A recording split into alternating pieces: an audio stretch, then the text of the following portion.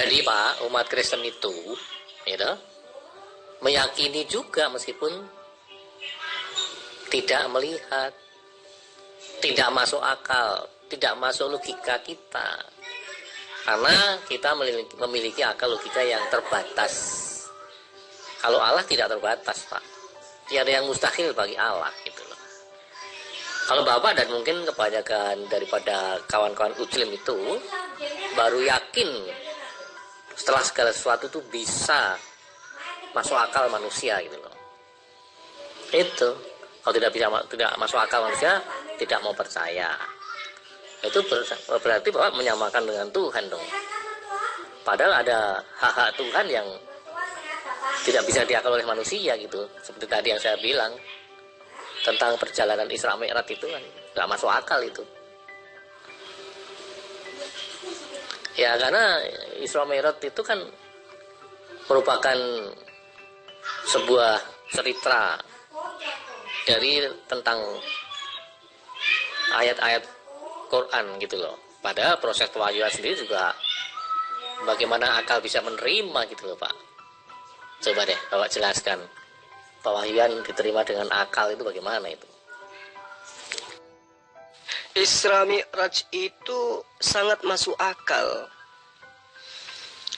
Kenapa bisa saya katakan sangat masuk akal? Coba lihat Pak.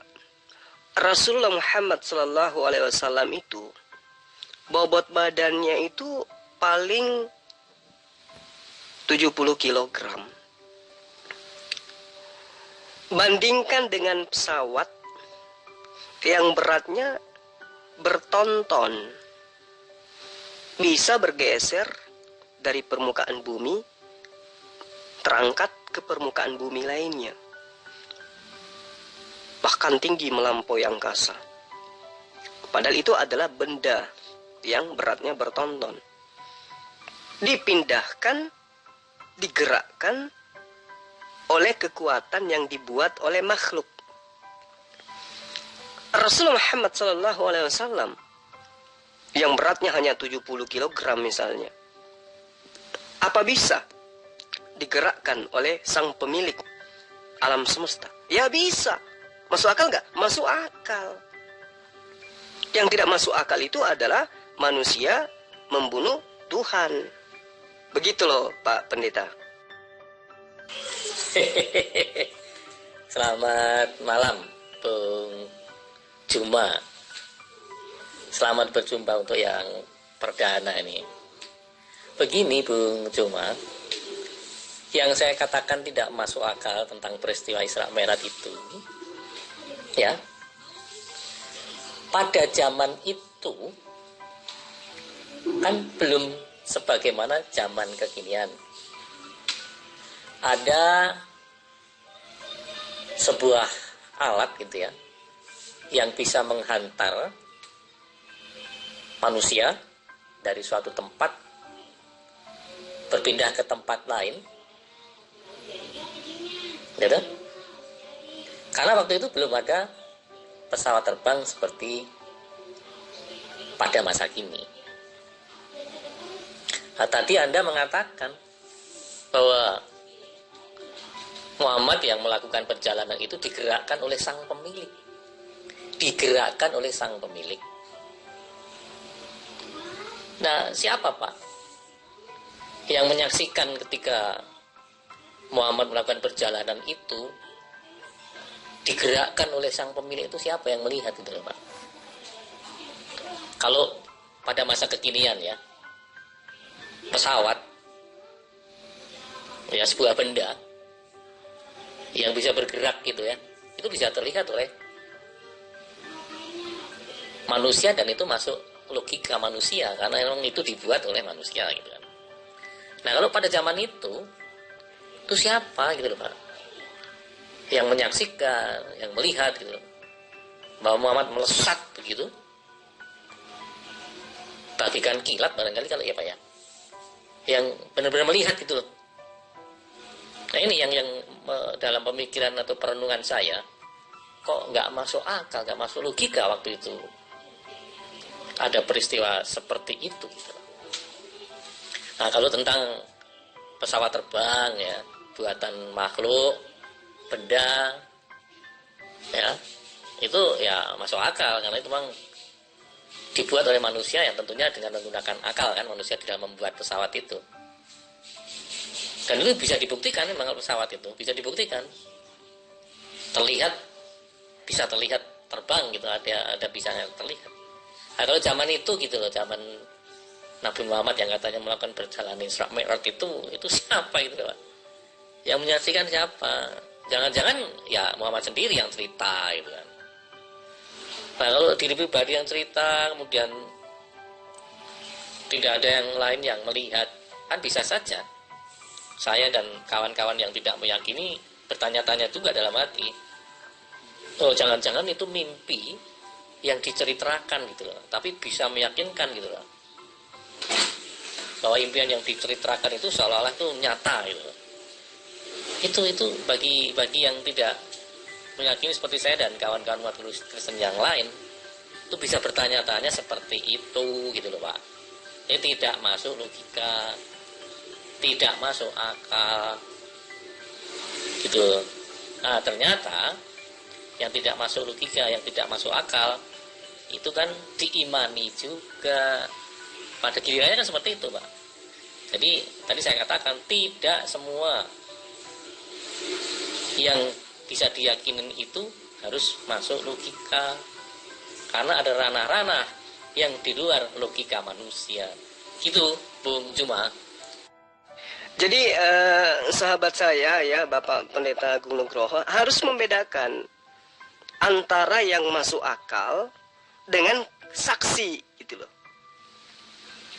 Tidaklah sesuatu dikatakan tidak masuk akal karena tidak ada saksi.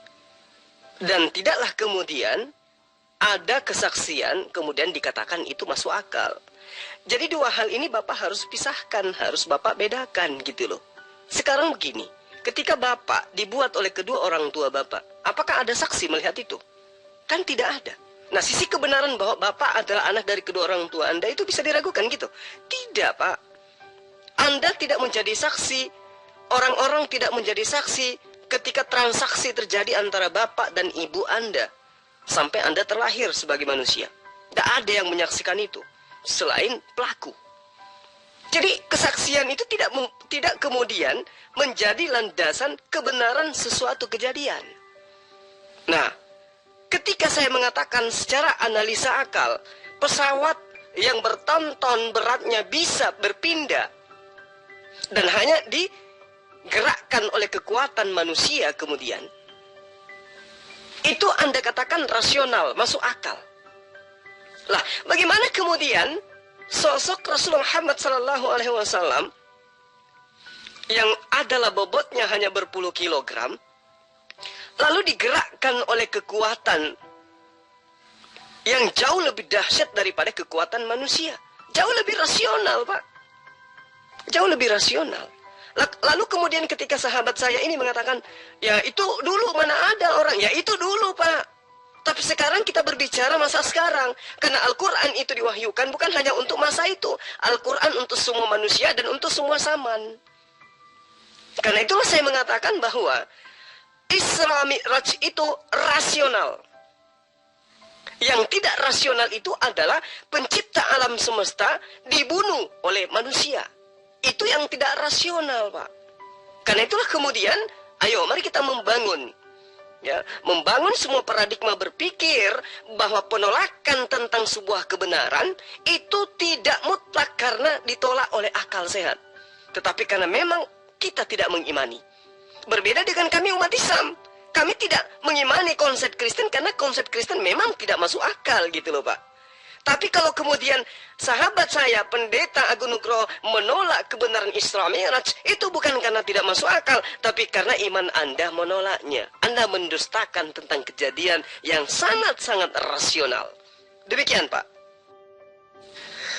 Jadi gini, Pak Pendeta, ya, untuk menundukkan akal manusia agar mampu dan menerima kebenaran misi kenabian, baik itu Abraham, Yakub, Musa, Daud, Salomo, termasuk Yesus, lebih-lebih Rasulullah Muhammad SAW, maka Allah itu memberikan bukti-bukti nyata.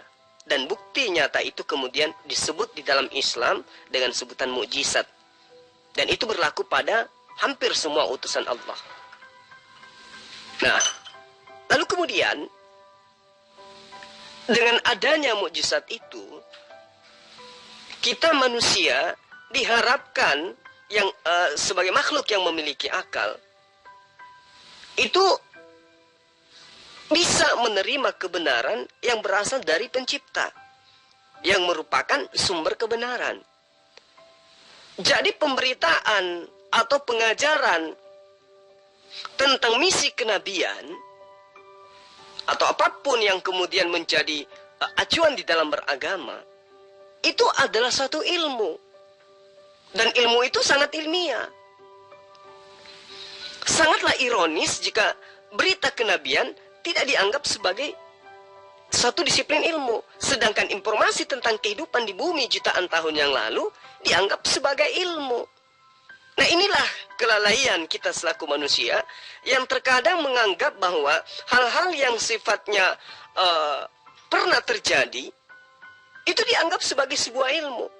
Tapi kalau hal itu terjadi, pernah terlaksana di atas muka bumi, tapi terkait tentang kenabian, maka serta-merta orang yang mengatakan mereka itu adalah kritis, itu mencari kemudian dan menolak bahwa itu adalah sebuah ilmu. Nah, inilah yang membedakan tentang risalah kenabian pada diri Rasul Muhammad SAW. Jelas bahwa tatkala mendapatkan ilmu, maka manusia itu akan yakin bahwa ilmu itu adalah anugerah Allah. Ilmu itu adalah karunia Allah. Meskipun manusia bekerja keras, jika Allah tidak menghendaki untuk meraih ilmu tersebut, maka suatu ilmu tidak akan sampai kepada orang tersebut. Karena itulah kemudian saya katakan, saudara saya, pendeta Agung Nugroho, bisa saja menolak ilmu yang datang kepada manusia melalui perantaraan kejadian Isra Mi'raj. Bisa saja. Tapi yang kemudian terjadi adalah dengan adanya kejadian Isra Mi'raj menggambarkan kepada manusia bahwa ternyata manusia itu bisa berangkat dari tempat satu ke tempat yang lain dengan cara cepat. Apa yang kemudian terjadi? Ya, maka kemudian ditemukanlah alat yang mampu membuat manusia itu berangkat dari tempat yang satu ke tempat yang lain dengan cara yang singkat. Dan itulah yang disebut hari ini dengan sebutan pesawat. Itu terbukti, Pak. Artinya bahwa kejadian Isra Mi'raj itu bisa diukur oleh akal. Buktinya tercipta pesawat oleh kekuatan akal. Bagaimana mungkin benda keras, benda padat, baja yang beratnya bertonton bisa kemudian terangkat, ya, meninggalkan tempat yang satu menuju tempat yang lain dengan kecepatan yang sangat cepat, tak bisa diukur dengan logika manusia. Tapi ternyata pada ujungnya akal manusia bisa menemukan hal tersebut, dan itulah yang kita rasakan saat sekarang. Artinya bahwa kejadian Isra Mi'raj memberikan pesan terhadap manusia bahwa Allah mampu memperjalankan seseorang dari satu tempat ke tempat yang lain dengan cara yang cepat. Jika kemudian manusia mampu memperjalankan manusia dengan alat yang begitu berat, maka apa susahnya bagi Allah untuk memperjalankan makhluknya dengan cara yang singkat. Nah, ini yang Pak Pendeta harus pahami dengan benar. Yang tidak rasional jangan dianggap rasional. Yang rasional jangan ditolak.